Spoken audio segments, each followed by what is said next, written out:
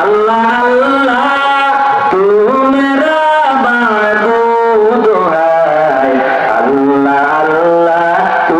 मेरा माशूक है, अल्लाह अल्लाह तू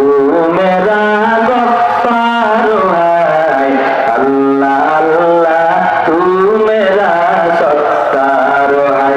अल्लाह अल्लाह मुझसे मुझको दूर कर,